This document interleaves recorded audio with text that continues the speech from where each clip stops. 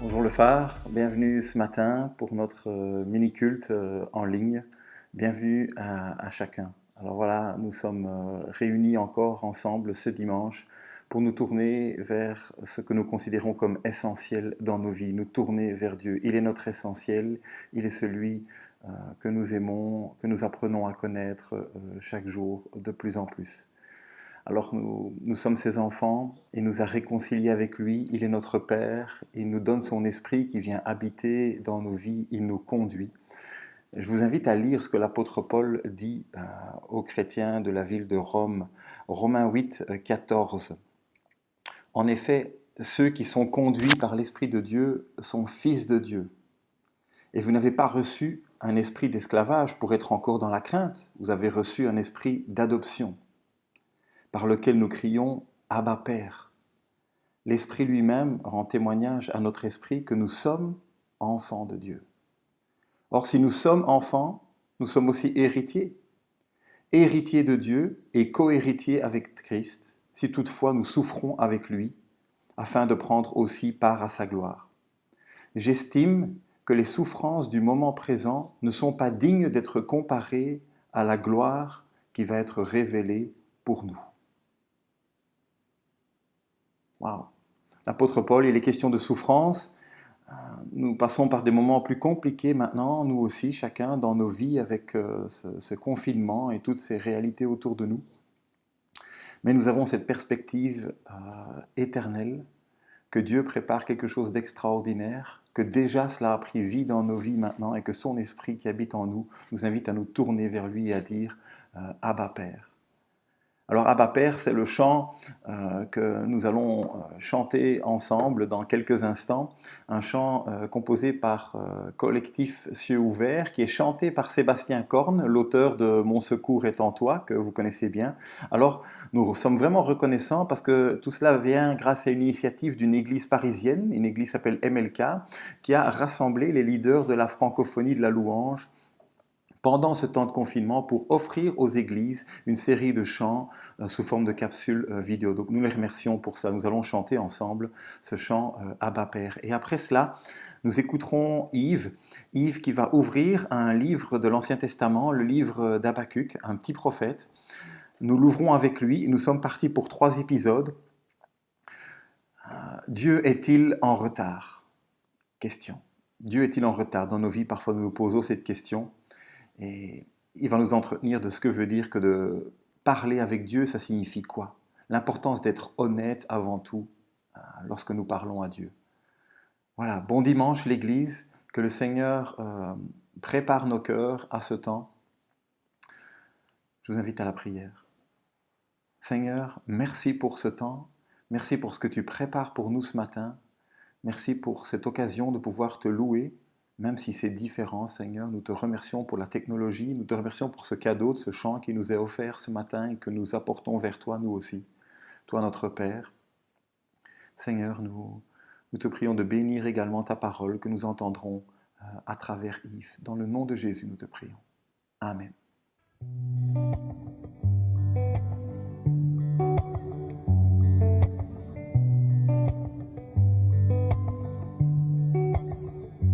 Bien avant le chant qui créa l'univers, bien avant l'esprit qui planait sur la terre, bien avant que tu me formes de la poussière, tu rêvais du jour où tu pourrais m'aimer. Bien avant les premiers battements de mon cœur, bien avant que je m'éveille à ta douceur,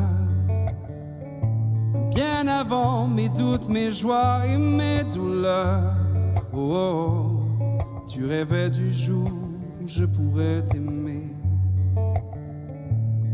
Tu rêvais du jour où je pourrais t'aimer. Abba Père, je suis à toi. Abba Père, je suis à toi. Abba Père, je suis à toi. Abba Père, je suis suis à toi. Oh.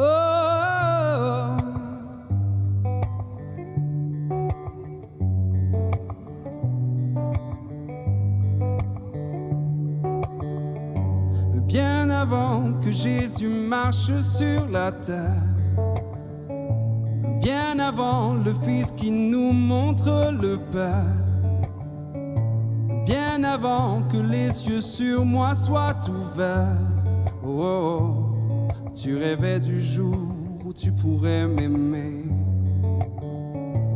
Bien avant que mon péché brise ton cœur, bien avant que coule le sang et la sueur, bien avant les clous, le froid et la douleur, tu rêvais du jour où je pourrais t'aimer. Tu rêvais du jour où je pourrais t'aimer. Abba, Père, je suis à toi. Abba, Père, je suis à toi. Abba, Père, je suis à toi. Abba, Père, je suis à toi. Abba, Père, je suis émerveillé, saisi par l'immensité de ton amour pour moi. Abba, Père, si grande est ta tendresse, ton cœur est grand ouvert et je viens plonger dans tes bras. Abba, Père, je suis émerveillé, saisi par l'immensité de ton amour pour moi. Abba, Père, si grande est ta tendresse, ton cœur est grand ouvert et je viens plonger dans tes bras. Abba, Père, je suis à toi. Abba, Père, je suis à toi. Abba, Père, je suis à toi. Abba, Père, je suis à toi.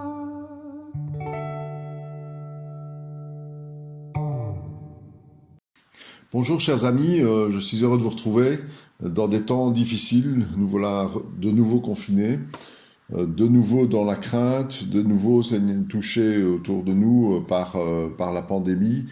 Le nombre de gens touchés que nous connaissons, en tout cas cette fois-ci, est véritablement en croissance. Donc je souhaite bon courage à chacun d'entre nous, chacun d'entre vous. Et j'espère que ce que je vais partager avec vous sera une source d'encouragement. Notre thème, c'est « Dieu est-il en retard ?» épisode 1, avec comme sous-titre « Honnête avant tout ». Et pour introduire le sujet, je voudrais vous raconter l'histoire de Madame C. Madame C n'est pas une héroïne telle qu'on pourrait l'imaginer, n'est pas, je dirais, une héroïne de la série Marvel. C'est une dame toute simple qui vient de mourir d'un cancer du pancréas, et elle a souffert beaucoup en fin de vie, elle a souffert beaucoup pendant sa vie. Elle était aux soins palliatifs et déjà à 40 ans, elle avait vu son mari victime d'une rupture d'anévrisme. Et donc son mari, c'était la seule ressource du ménage et il a été dans le coma pendant des semaines. Il a perdu l'usage de la parole après et il a perdu aussi une partie de sa motricité.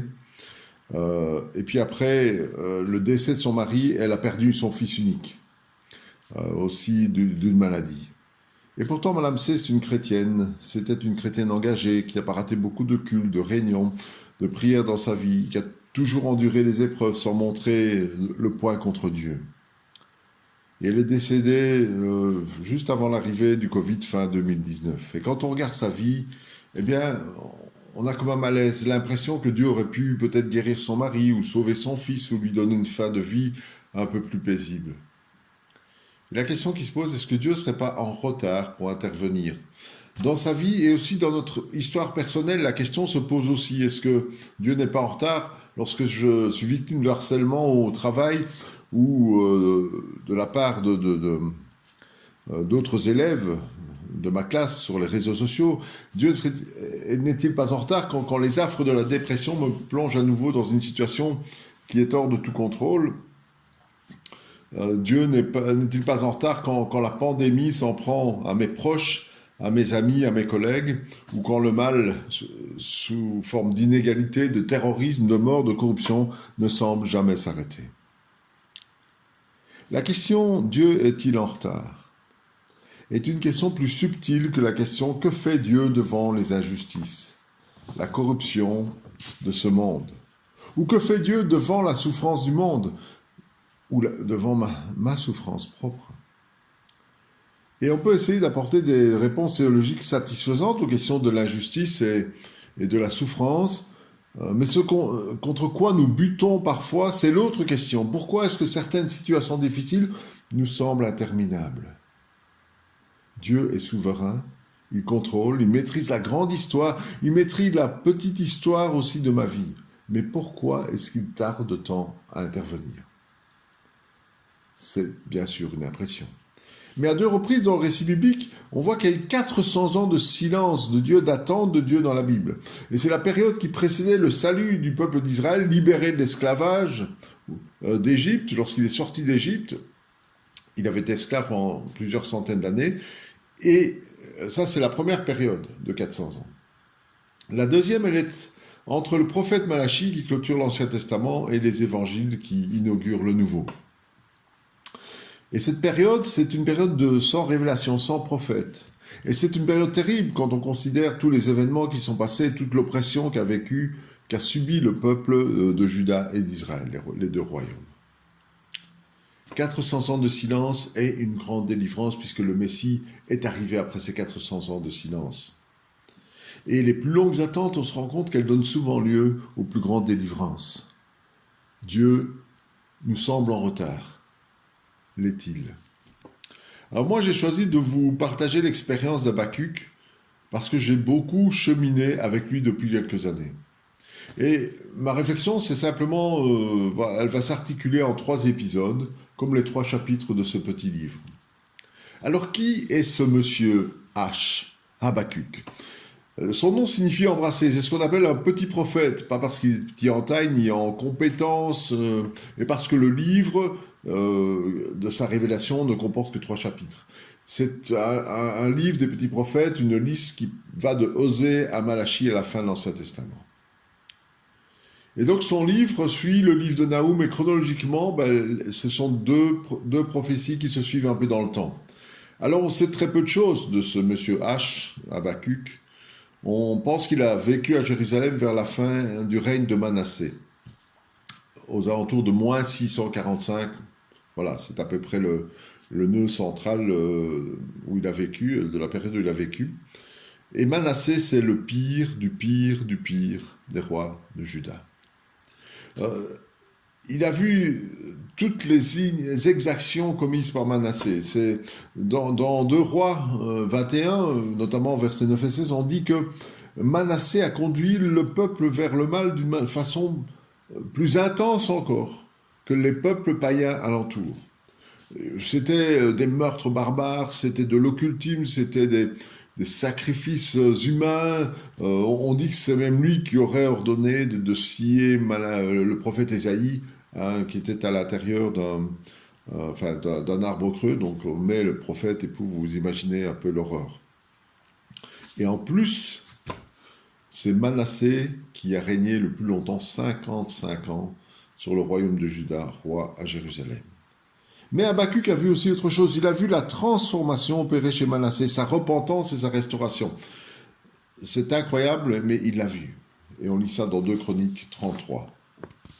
Et les questions que le livre pose et les réponses qui sont données de la part de Dieu, elles sont intemporelles, elles peuvent nous aider au quotidien.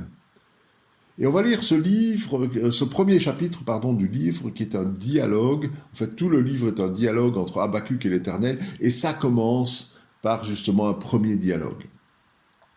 Alors on va lire le chapitre 1 d'Habakkuk. Peut-être vous pouvez prendre votre Bible, votre version. Moi je voudrais simplement faire un petit sondage. Je sais qu'il y a des personnes qui nous suivent dans le chat, donc si vous voulez répondre, n'hésitez pas à le faire sur le chat.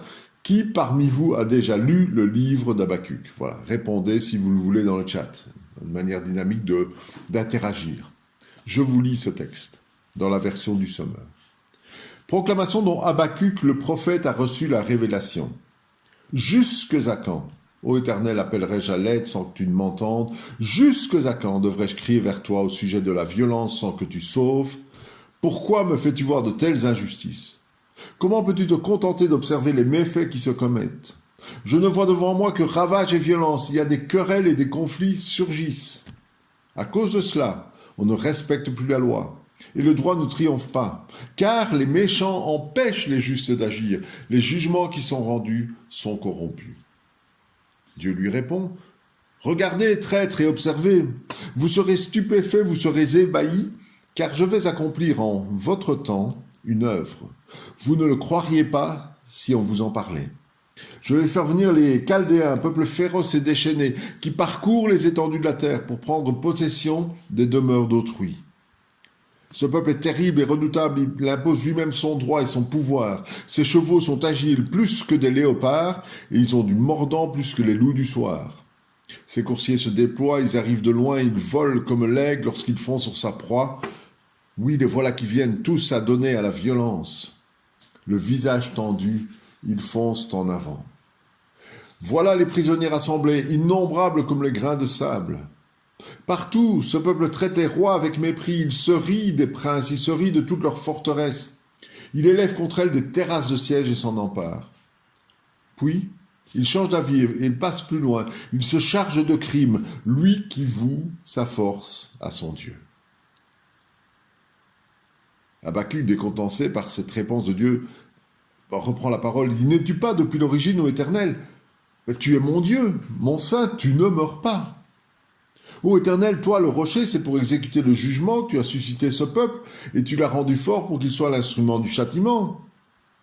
Mais tes yeux sont bien trop purs pour supporter la vue du mal. Tu ne peux accepter de voir des méfaits se commettre. Pourquoi donc supportes-tu la vue des traîtres? Et pourquoi gardes-tu le silence quand l'impie engloutit un plus juste que lui? Tu traites les humains tout comme des poissons ou comme des bestioles qui sont sans maître. Car le Chaldéen les prend tous à l'hameçon, il les drague dans son filet et les entasse dans sa nasse. Alors il se réjouit et il exulte, alors il offre à son filet des sacrifices, il brûle de l'encens en l'honneur de sa nasse, car il obtient pour eux une pêche abondante, des repas plantureux.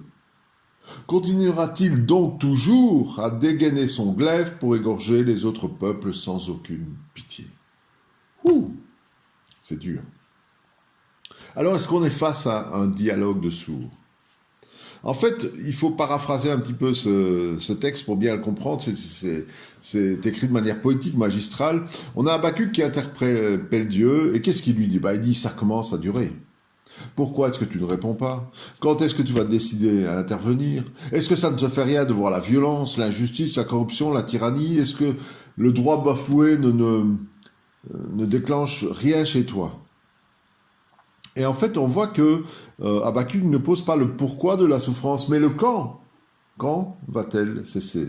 Quand va-t-elle cesser? Et Dieu lui répond, d'une manière totalement inattendue et incompréhensible. Ici, on n'est pas dans le livre de Job. Même si la douleur de Job est inimaginable, on voit qu'à la fin du chapitre, il y aura après une réponse de Dieu dans le chapitre 2, qui est une réponse véritablement pour nous, mais c'est pas comme Job, il n'y a pas à la fin une réponse qui va apaiser, soulager, guérir. Habakkuk sera transformé au chapitre 3, mais voilà, il ne sera pas restauré, et la situation ne va pas changer autour de lui. Il ne va pas se retrouver dans la situation de Job, rétabli, et avoir plus de choses à la fin qu'au début. Rien de tout cela. Alors qu'on peut attendre que Dieu rassure son prophète, son prophète, Dieu lui répond, et dit, tu crois être au bout de ce que tu connais, de la violence et de la justice, mais tu n'as encore rien vu. La situation va empirer. La cruauté va s'amplifier. Je vais faire venir un peuple encore plus insensible, plus cruel, et rien ne va s'arranger. C'est comme si Dieu disait, tu penses que je suis en retard pour sauver les justes de mon peuple, mais après ce que je vais te dire, tu auras l'impression que je serai encore plus en retard. ton sentiment d'échec ne va pas forcément disparaître. Ta frustration, ta confusion, peut-être vont augmenter. Alors, ça m'amène à dire quand même que la vie de prophète en Israël, c'était loin de tout repos. Je ne sais pas si vous... Et je vous pose une question, franchement, écoutez. Si vous étiez papa à cette époque, et que votre fils venait vous trouver en disant « Oh papa, j'ai trouvé ce que je veux faire plus tard, je veux être prophète », que lui répondriez-vous ?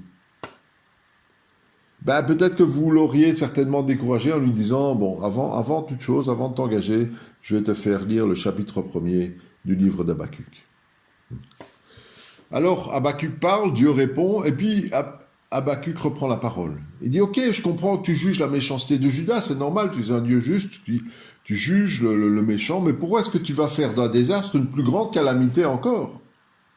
Et là, ce que Dieu dit ce que Habakkuk dit à Dieu, d'une certaine manière, c'est comme si on passait de Charib dans Scylla. Alors, ça, c'est un peu une expression que Habakkuk n'aurait pas su dire, parce que ça vient de la mythologie grecque. Charib et Scylla, c'était deux monstres marins qui personnalisaient un récif et un tourbillon célèbre qui étaient situés dans le détroit de Messine à la rencontre de deux mers. En italien, c'est ce qu'on appelait les garofali, c'est les remous. Et ça, c'est une remarque spéciale pour Gianni. Voilà. Et donc, ces garofali, ce récif et ce tourbillon, ils pouvaient provoquer de gros dangers pour les marins. Et on pouvait passer du tourbillon, qui était déjà un premier grand danger, vers le récif. Et donc, la situation pouvait aller de pire en pire. Et c'est pour ça qu'on disait, on va tomber de Charib dans Scylla, ce qui veut dire aller de mal en pis. Et c'est ce qui se passe avec la réponse de Dieu, de l'Éternel, et Habakkuk le lui dit. Il dit, tu ne traites plus ton peuple comme des êtres vivants, mais comme des animaux. Et il arrive parfois que tout l'édifice qu'on semble avoir construit pendant toute une vie s'écroule et qu'on soit totalement désemparé. Hudson Taylor, qui était un missionnaire extraordinaire, puisqu'il a créé la mission à l'intérieur de la Chine au XIXe siècle, il a vu toute sa mission détruite suite à la dure révolte des Boxers. C'était une secte chinoise qui était opposée à la présence des étrangers en Chine. Et des centaines de compagnons de Hudson Taylor, qui étaient missionnaires, qu'il avait envoyés, encouragés, soutenus, ont été tués. Et Hudson Taylor a été tellement dévasté sur le plan émotionnel que cet homme si remarquable, il a écrit à la fin de sa vie « Je suis si faible que je ne peux pas travailler. Je ne peux même pas lire ma Bible, je ne peux même pas prier. Je ne peux que rester immobile dans les bras de Dieu et lui faire confiance. » Alors l'église de Chine, elle a mis longtemps à se relever sans missionnaire, mais d'une manière extraordinaire, c'est certainement l'église la plus nombreuse, en tout cas aujourd'hui dans le monde. Alors on va arriver évidemment à l'interprétation et terminer ensemble ce partage par ce sous-titre qui est un peu la clé, peut-être une clé d'interprétation de ce passage, c'est la libération de nos émotions. Et posons-nous la question, est-ce que nous sommes vraiment dans un dialogue de sourds ? En fait, ce qu'on a lu, c'est pas un dialogue, c'est deux monologues qu'on a lu. On a l'impression que chacun parle à un plan, à un niveau totalement différent. Alors, qu'est-ce qu'on va retenir de ce premier chapitre ? Que Dieu est déconcertant ? Ah, ça oui, sans doute. Mais il le dit, on est prévenu. Ésaïe 55, nos voix ne sont pas ses voix. Et on a beaucoup à apprendre de la souveraineté de Dieu. Et Pascal a partagé très justement ce dimanche que la souveraineté de Dieu est une partie de la réponse, c'était dimanche passé, la souveraineté de Dieu est une partie de la réponse à notre souffrance. Mais son amour, sa bonté, sa miséricorde sont d'autres parties de la réponse. Et je vous renvoie en tout cas à ce message de dimanche passé, le 15 novembre. Mais considérons Habakkuk. Ce que je trouve remarquable, au travers de ce qu'il entend, c'est la liberté avec laquelle il montre ses émotions à Dieu. Il est bouleversé, il est désespéré, il est apeuré, il est triste, il est surpris, il est fatigué, puis il est en colère, il est dégoûté, il se sent abandonné.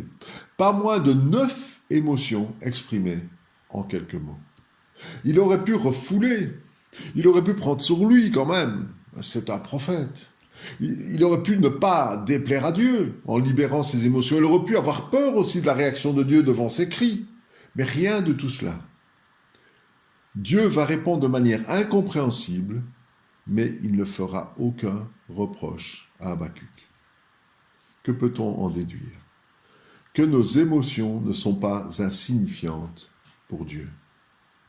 Et c'est pour moi la grande leçon du chapitre 1. J'y retrouve ce que j'ai déjà constaté dans les psaumes, dans les prophètes ou dans le livre de Job. Nos émotions ont de la valeur pour Dieu. Elles ne sont ni dérisoires, ni négligeables. Dieu, dans sa souveraineté du chapitre 1, ne va pas donner la réponse attendue par Habakkuk, mais il va entendre tout ce qu'Habakkuk ressent.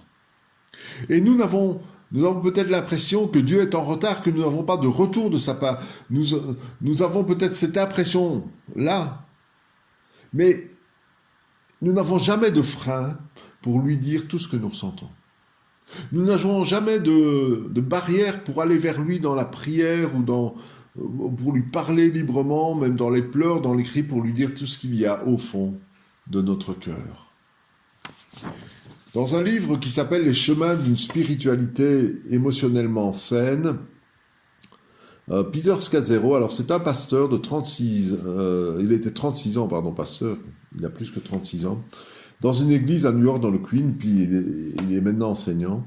Il écrit ce livre, Les chemins d'une spiritualité émotionnellement saine. Et il fait cette déclaration qui résonne à nos oreilles de chrétiens qui sont formatés par le calvinisme ou le catholicisme, et on est formaté à taire nos émotions.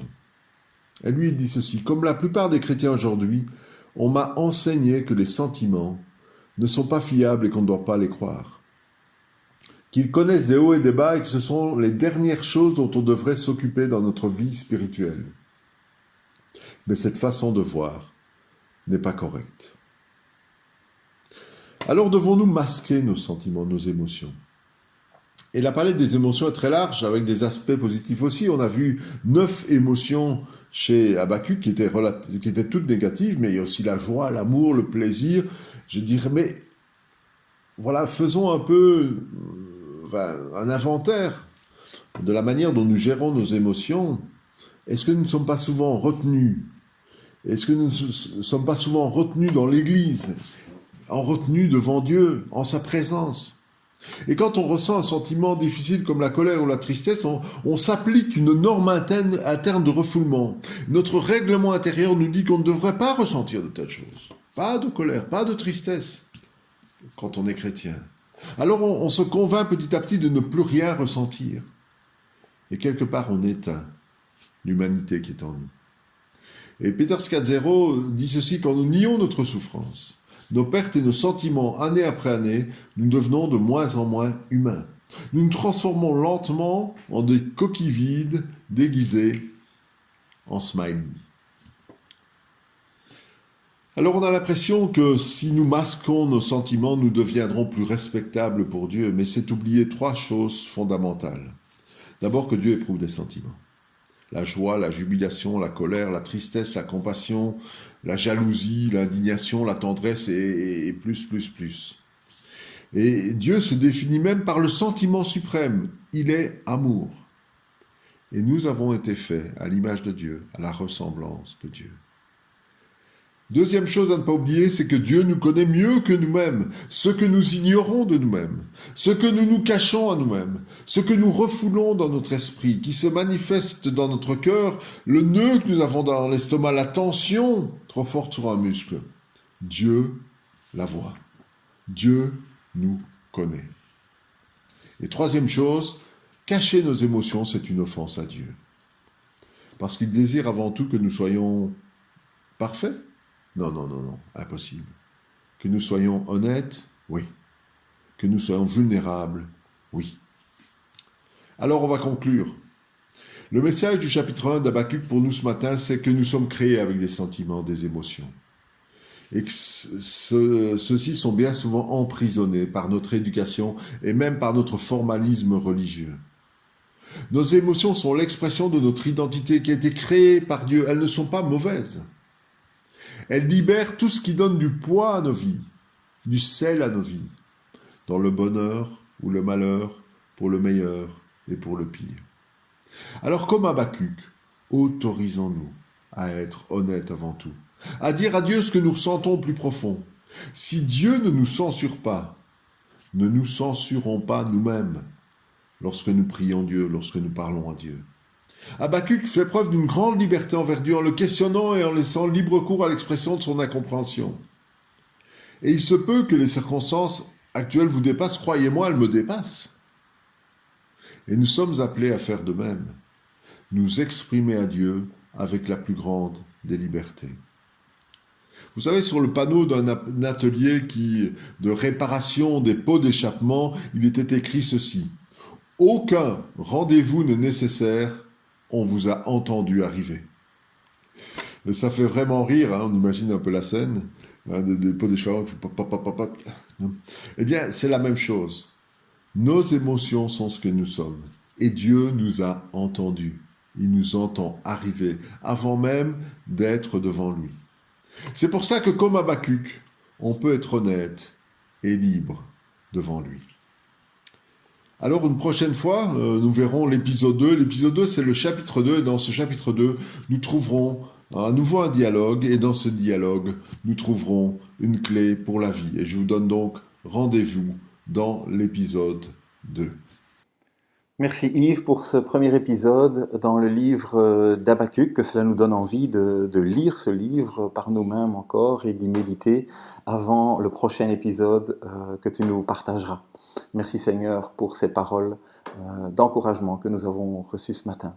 Alors l'Église, quelques annonces maintenant. Vraiment, merci d'avoir participé et d'avoir vraiment aidé le projet pour les enfants du Togo. Cette semaine, nous terminons les cartons d'envoi.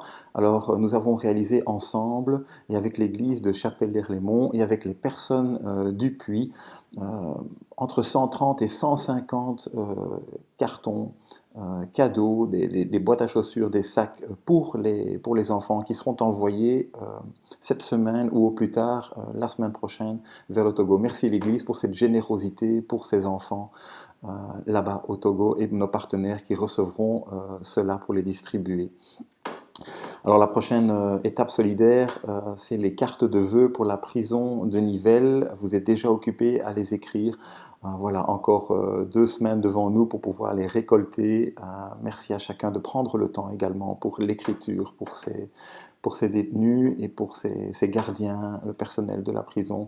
Nous croyons que c'est précieux et que c'est un témoignage qui honore le Seigneur que d'envoyer cet encouragement, cette fin d'année à eux également. Alors nous sommes tous dans l'attente. Le gouvernement a déjà annoncé une prolongation de certaines mesures jusqu'au 13 décembre. Nous n'avons pas grand-chose d'autre à dire, mais nous nous préparons peut-être même à une prolongation plus loin. De cela, déjà, nous avons pris la décision jusqu'à la fin de l'année de continuer en ligne comme nous sommes maintenant. Nous commençons à préparer Noël, nous sommes en route vers Noël, c'est dans la tête de chacun, évidemment, pourrons-nous nous voir en famille, etc. Toutes ces questions sont là. En tout cas, nous, au niveau de l'Église, voilà, nous commençons à travailler ensemble sur un culte spécial en ligne, Noël. Préparez-vous l'Église parce qu'on va venir vers vous pour de la participation, des enregistrements avec votre téléphone, petite capsule vidéo. Voilà, on a quelques idées qui circulent là maintenant, donc vous allez être mobilisés pour participer pour ce culte spécial de Noël différent cette année. Donc préparez-vous, on arrive.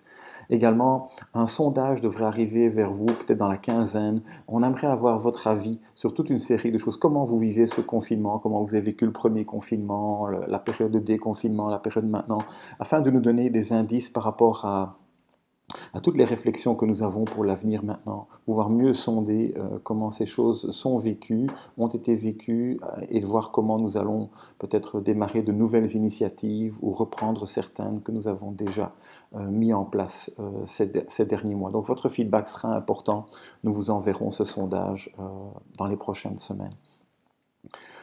Voilà, l'Église, oui, également, nous avons l'idée, après Noël, de tester également des cultes sur Zoom, de pouvoir nous voir tous ensemble et d'avoir de l'interaction, de pouvoir nous voir et de pouvoir participer ensemble. Voilà. C'est quelque chose que nous n'avons pas encore fait, que d'autres églises font, et donc nous allons le tester probablement pour les 2 derniers cultes de la fin de l'année et début 2021, comme un test. En tout cas, à l'Église, aujourd'hui, rendez-vous encore à 18 heures pour Hello le Phare, l'occasion de nous voir sur Zoom, voir nos visages. Nous sommes souvent 20, 30 à nous voir ensemble. Prenez ce temps à 18 heures aujourd'hui pour venir dire bonjour aux frères et sœurs et juste apprécier de se voir. L'occasion peut-être aussi brièvement de prier s'il y a des besoins spécifiques pour l'un ou pour l'autre. C'est un moment court, mais un moment apprécié pour ceux qui se connectent. Voilà, que le Seigneur vous bénisse. Bon début de semaine, l'Église, et à dimanche prochain.